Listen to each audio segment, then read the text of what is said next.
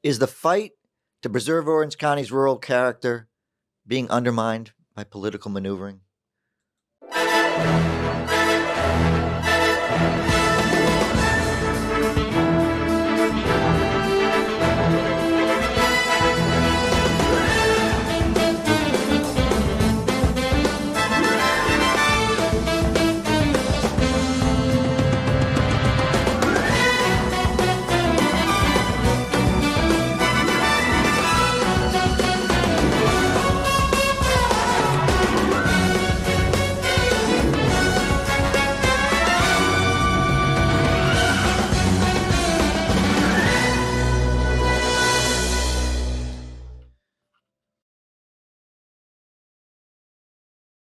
Advocates for rural development boundaries in Orange County are outraged by an unexpected deadline imposed by governor-appointed election supervisor Glenn Gilzean, potentially preventing the issue from reaching voters.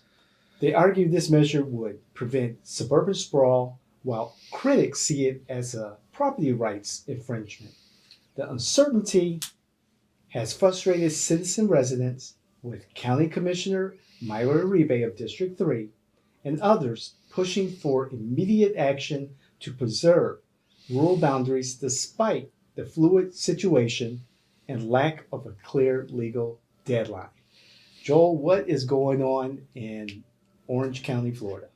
I don't know, I live in Seminole, but you're welcome to You Can't Make This Shit Up. David Washington, Joel Hoxley.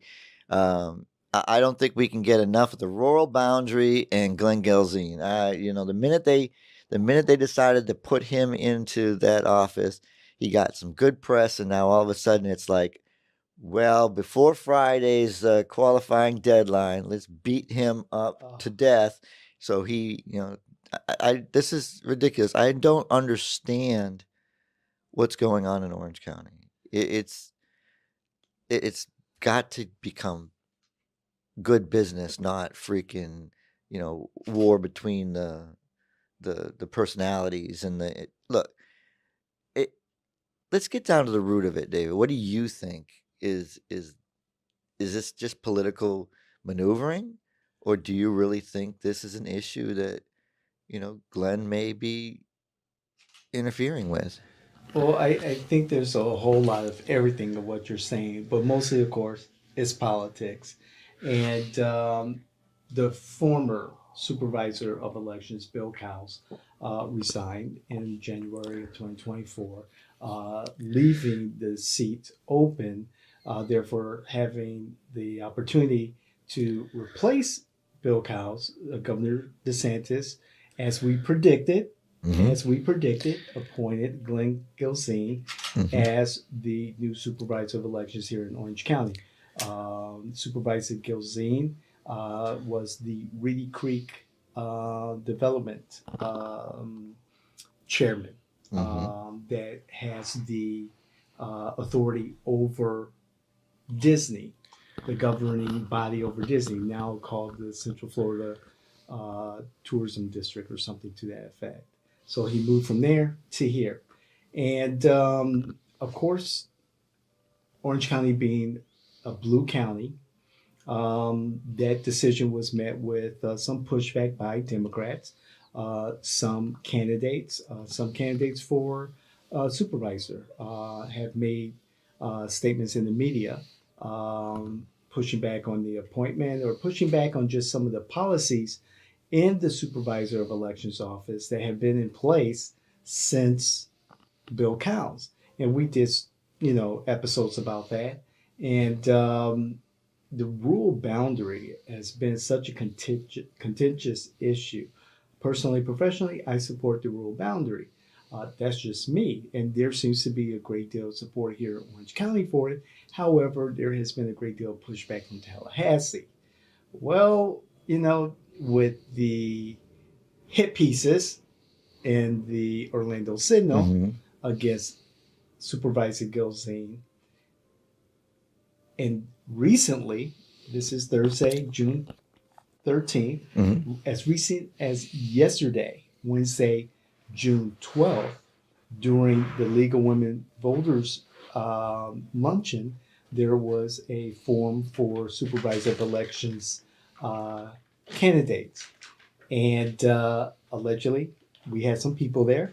Allegedly, it was a tough crowd for the supervisor. He either was not allowed to ask questions or answer questions, or he decided not to. And allegedly, someone screamed, "You coward," from the crowd. And this is at the League of Women Voters. This is not a good look for the league. Um, in this particular situation, the long time attorney for the supervisor of elections office was let go. Supervisor Gilzean is bringing his own people in, and with the pushback in regards to the rural boundary, Well, it's been preempted by so I'm going to jump in. So I'm going to jump in and just say I'm jump in and just say, look, this is qualifying week. Yeah. Okay, on Flag Day, the United States Army birthday is Friday, and at 12 o'clock on that day, it's over. Yes. It's over. Listen, if you haven't qualified by then, you're done. There's no qualifying in the state of Florida after that. August 20th is our election, right? And from what I'm understanding, this is language that needs to be submitted to the supervisor of election by Friday. Yes, sir. If qualifying ends at Friday at noon and he's asking for the language to be done on Friday, even if it's impossible to get it done, it's about printing ballots. It's about getting his job done. So you get to tell him to F off because you know you can't get it finished in time. But he's just simply saying, I don't understand why, if everything's got to be closed down on Friday, because I have to get ballots printed. I got to get them out. You guys want early voting a months ahead, you know? It's so I'm just trying to figure this out. This ballot initiative is for the November I ballot. understand, but he's wanting it done by I Friday. get it. Look, we've already had all the language for, our November ballot Right. go through the Supreme Court. That's a good point. I'm not, listen, we've already said, hey, we're going to be smoking pot and putting babies' lives on the line here. Right. Listen, our state has done their job. Our county should do their job. Mhm. I'm not going to take, I'm not going to take sides. Mhm. I'm going to say I understand this request by the supervisor of elections. And if you don't, then it's an emotional thing. It's not. It's not a logical thing. Oh, and definitely, there are folks who have been involved with the CRC, the Charter Review Commission, and members of the subcommittee, particularly Eric Grimmer, who have, publicly stated, that, they've been working on this for almost a year, and, because Tallahassee preempt them, they asked the county commission, Orange County Commission, to pass a resolution to allow this to go on the ballot through their efforts. And at first, they were told that they had until August to prepare the language, but that was not a firm date. That was a goal. And now the supervisor of elections saying, no, like you said, Friday. So let's put the question out there, right? Is the Charter Review Commission been dissolved? It's done. It's done. So that's what I'm saying. Their work is done. Their work is done. Okay. So if their work is done, why is the language not done? Because Tallahassee preempted their decision in a law that was passed attached to other legislation, which we did talk about. Which I agree. So it was handed to the county commission for the county commission to determine whether or not they should, put this on the ballot. They do have that. Correct. I got that, but if you had the language, if you didn't have the language when you tried to get Tallahassee to do it, now you're trying to get the county to do it, and you don't have the language done. Well, that's a problem. Shouldn't you have the language on what you want this to say prepared somewhere? And you guys aren't even meeting. You guys aren't even meeting. So who's supposed to be writing the language? Guys, this is why I get confused and frustrated, because I get that you were preempted or whatever you want to say. those are excuses. You're not a victim here. Mhm. You've put the supervisor of elections on notice, and you're trying to make him the bad guy. You're not a victim. If you didn't have the language done, if you needed to tweak the language, you needed to get into court, and you got preempted, you know you're still going to have the language addressed. This is a it's a bad situation on both sides. You both actually, need to look and say, where did we go wrong? Mhm. Supervisor, I don't think is wrong in this sense. If he has flexibility, he's not giving it, then That's his that's his prerogative. prerogative. But I don't think he does. I think he's really trying to say, this is my first time in this go round, and the language is done for the state. The language needs to be done for me. You make a very good point. And on the other side, if this is going to go through the county commission, as Mayor Jerry Dimmings has said, it has to go through the process. There has to be discussion about the language, about its impact, and go through the formal hearings. And you just can't have that with enough notice to the public between the last county commission meeting that passed this actual um, uh, proclamation or whatever you want to call it to finally put together the language. Okay, and then with that, right? If you sent it up to Tallahassee and you know there might be an issue, or you're anticipating, if you're doing the right thing, you're trying to figure things out, you could have said, you know what, I'm going to go to the county commission early and say, look, this might be an issue. Should we not maybe start the process? You could have said, we have it in Tallahassee, but we don't know if it's going to do Tallahassee. I'm However, not saying so that the that problem, that is not that is not that's just a, I don't know what they thought but thing. see, that. Here's the problem with your logic.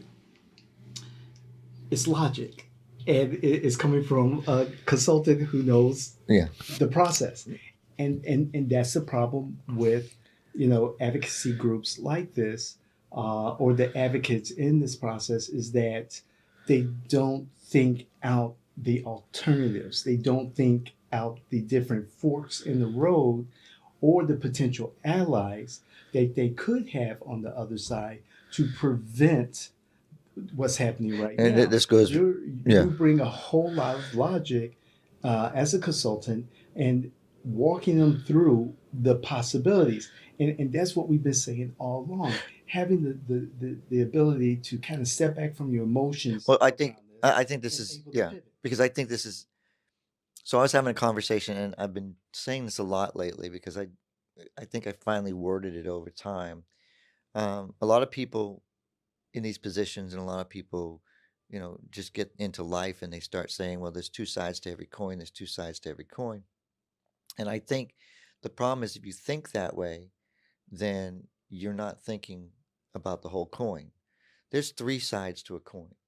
A coin has a thickness, and that thickness is a side. So when you put it on the table and you put your finger on it, it might not balance as well, but it's a side. And if you Right. spin it, it's going to stand up. So we need to think about your side, my side, and the difficult side. It can't stand on that side all by itself. Typically, it can't.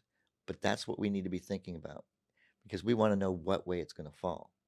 So, yes, it's going to fall to your side or my side, but all that work in between is the middle side. So, next time you spin a coin, think about it. You make a very good point. And as I watch this process from the comfort of a laptop or a tablet or my phone, because I did not go to the meetings like I did several years ago. I just can't watch it, and just watching this process, and I was thinking to myself, something's missing.